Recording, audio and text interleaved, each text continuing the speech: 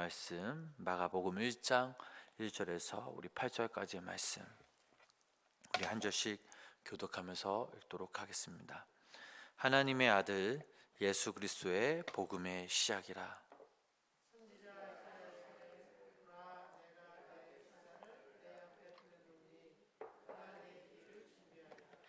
광야에 외치는 자의 소리가 있어 이르되 너희는 주의 길을 준비하라, 그의 오실 길을 곧게 하라, 기록된 것 같이.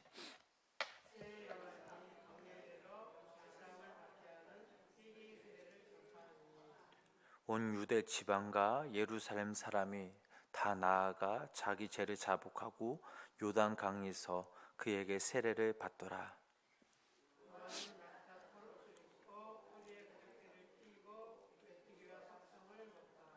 그가 전파하여 이르되 나보다 능력 많으신 이가 내 뒤에 오시나니 나는 굽혀 그의 신발끈을 풀기도 감당하지 못하겠노다. 나는 너희에게 무료 세례를 베풀었거니와 그는 너희에게 성령으로 세례를 베푸시리라. 아멘. 오늘도 하나님의 귀한 은혜와 사랑이 우리 성도님들 삶 가운데 함께 하시기를 주님의 이름으로 간절히 축원합니다. 신약 성경은 복음서와 또 역사서, 또 서신서, 그리고 예언서로 이렇게 구성되어 있는데, 네 권의 복음서들 중에서 요한복음을 제외한 마태, 또 마가, 그리고 누가복음은 공통된 관점에서 기록됐다고 해서 공간복음이라 이렇게 불리고 있습니다. 이 네 복음서의 네 명의 저자가 예수님을 각자 자신만의 독특한 그 시각과 관점으로 소개를 하고 있는데, 마태복음은 왕으로서의 예수님, 마가복음은 종으로서의 예수님, 그리고 누가복음은 인자로서의 예수님, 그리고 요한복음은 하나님의 아들로서의 예수님의 그 모습을 묘사하고 있습니다. 이렇게 예수님 한 분을 다르게 묘사한 것은 각자 사역했던 그 대상이 달랐기 때문이죠. 즉 마태는 유대인들을 대상으로 사역했기에 왕이신 예수님을 강조했고, 마가는 지배 계급이었던 로마인들을 대상으로 사역했기에 인간을 섬기러 오신 예수님을 종으로서 강조했으며, 누가는 헬라인을 대상으로 했기에 철학적 관점에서 이 예수님의 인성을 강조했던 것이죠. 마가복음은 다른 복음서와 비하면 짧고 간결하며 극적인 문체로 기술하고 있는데, 이 마가는 예수님의 탄생 설화를 생략하고 바로 본론으로 들어가고 있습니다. 마태복음 1장 말씀 읽어보면 예수님의 계보를 소개하는 것이 바로 구약의 창세기의 속편으로서 예수 그리스도를 통하여 하나님의 뜻이 실현되고 있음을 보여주기 위한 장치라면, 마가복음 역시 창세기 1장과 아주 유사한 면이 있습니다. 첫 번째로 창세기와 마가복음은 태초라는 단어와 시작이라는 단어로 시작했으며, 두 번째 유사점은 1장에서 삼위일체 하나님이 등장하신다라는 사실이죠. 우리말 성경, 우리 한국 성경 읽어보면 하나님의 아들 예수 그리스도의 복음의 시작이라는 순서로 되어 있지만, 헬라어 원문 우리말 성경에서 시작으로 해석된 아르케라고 이 단어가 시작하고 있는데, 이 단어는 바로 태초 그리고 본질을 의미하고 있습니다. 그러면 무엇에 대한 첫 시작인가? 마가는 복음의 첫 시작이라고 이렇게 기록하고 있죠. 그렇다면 복음은 무엇일까요? 바로 우리 성도님들이 생각하시는 바로 기쁜 소식입니다.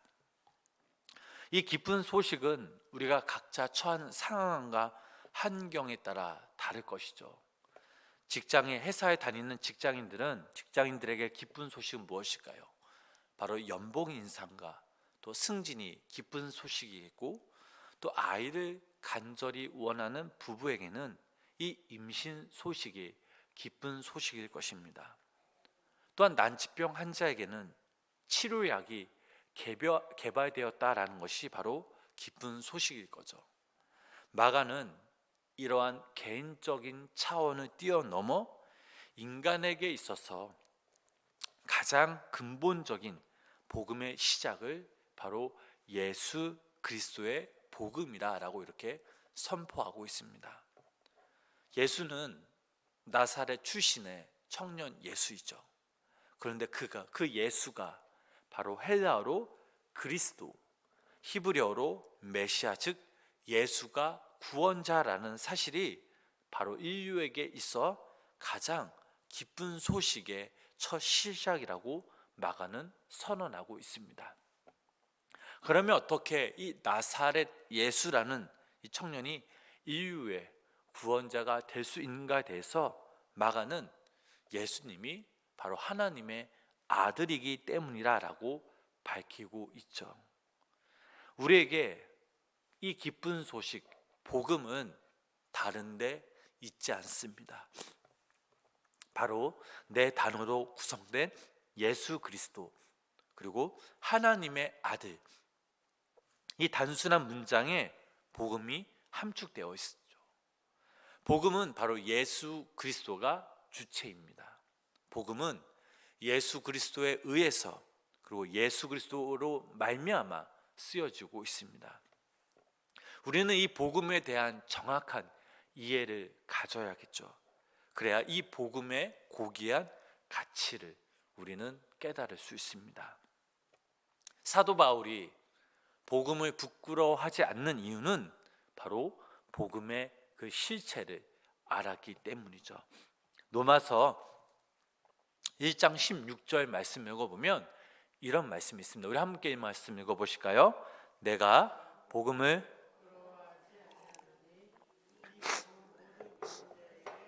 구원을 주시는 하나님의 능력이 됩니다.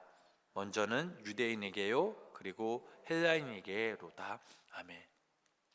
앞에서도 말씀드렸듯이 복음은 기쁜 소식, 예수 그리스도를 통한 구원의 그 좋은 소식, 즉 누구든지 이 예수님만 믿기만 하면 멸망에 이르지 않고 영생을 얻게 된다라는 소식이죠. 모든 사람들에게 있어서 더할 나위 없이 기쁜 소식, 이것이 바로 복음이라는 것이죠.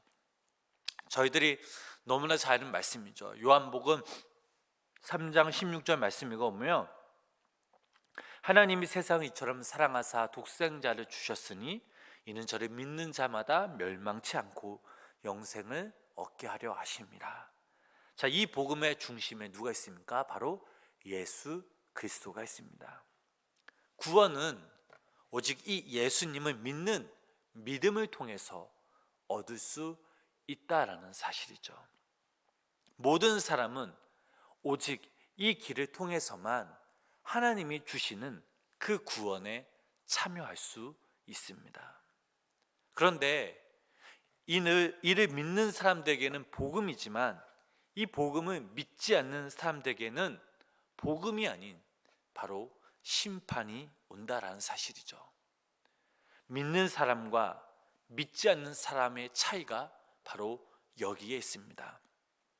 자, 오늘 본문 4절 말씀을 읽어보면 이런 말씀이 있죠.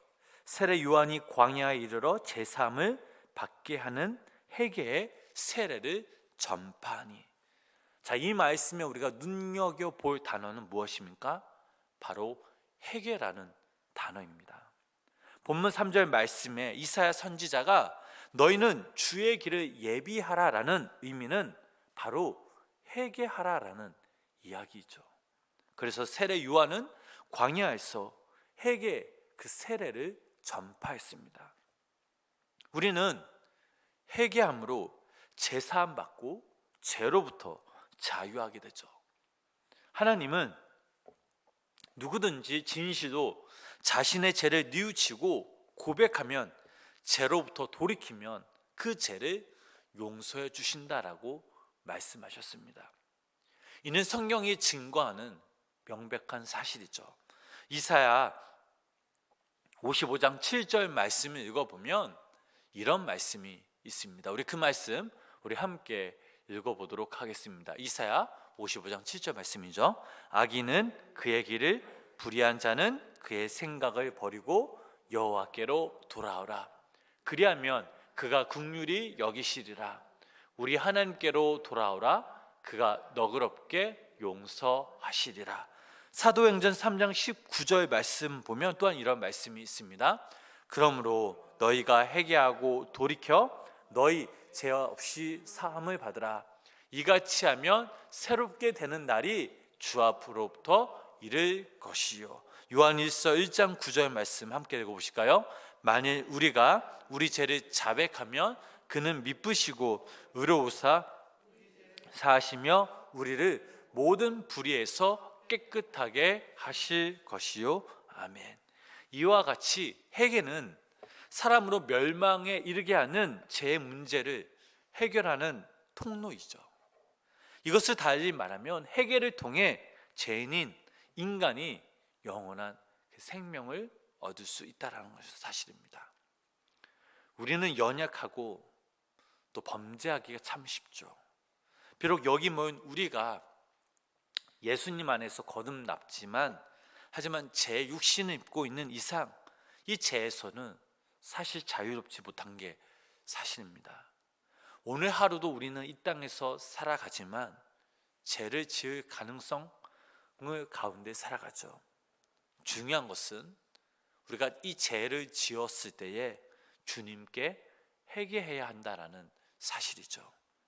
오늘날 우리와 이 땅의 수많은 교회들이 이 시대를 위해서 감당해야 할 가장 중요한 그 사명은 사람들도 하여금 우리 자신을 바라볼 수 있도록 하는 것이죠. 곧 자기 자신이 우리가 죄인임을 깨닫게 되는 것입니다. 무엇보다 우리가 어떤 곳에 어떤 위치에 있든지 우리의 영향이 얼마나 되든지 겸손히 우리 스스로 처신하고 또 우리 자신의 그 자리를 지켜야 합니다. 사랑하는 우리 성도 여러분, 세례 요한 그리고 예수님은 오늘을 사는 우리에게 아주 값진 교훈을 주셨습니다.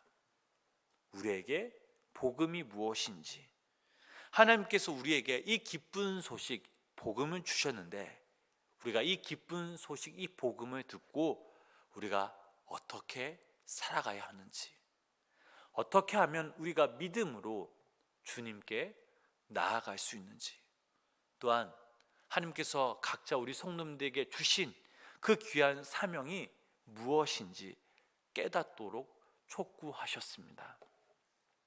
여기 모인 우리 성도님들, 또 영상을 통해 예배 들으신 우리 성도님들이 하나님이 주신 이 기쁜 소식, 이 복음에 오늘 하루도 감격하셔서 그 복음으로 인해 더욱더 주님께 믿음으로 나아가시길 주님의 이름으로 간절히 축복합니다.